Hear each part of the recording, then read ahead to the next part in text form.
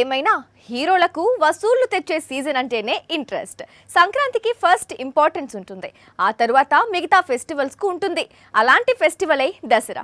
Already OG రంగంలోకి దిగాడు, ఇప్పుడు పక్క రాష్ట్రాల నుంచి మిగతా హీరోలు దిగుతున్నారు. ఈసారి దసరా పండక్కి పాన్ ఇండియా మొత్తం ఎదురు చూస్తోన్న సినిమా ఏదైనా ఉందా అంటే కాంతారా చాప్టర్ 1 చిత్రం. గతంలో వచ్చిన శాండిల్వుడ్ సూపర్ హిట్ కు ప్రీక్వెల్ కావడంతో ఈ చిత్రంపై భారీ అంచనాలు ఉన్నాయి.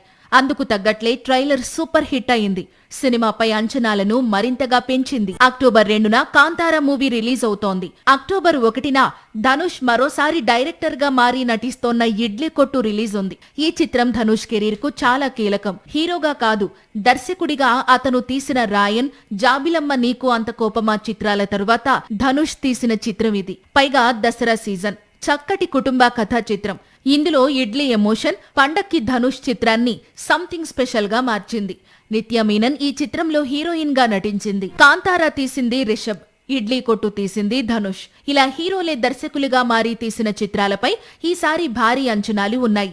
వారి వారి కెరీర్ కు కీలకంగా మారాయి.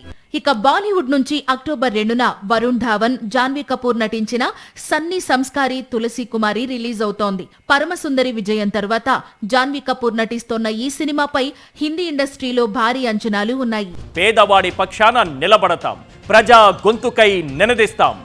వాయిస్ ఆఫ్ వాయిస్లెస్, తెలుగువారి మనస్సాక్షి సాక్షి టీవీ.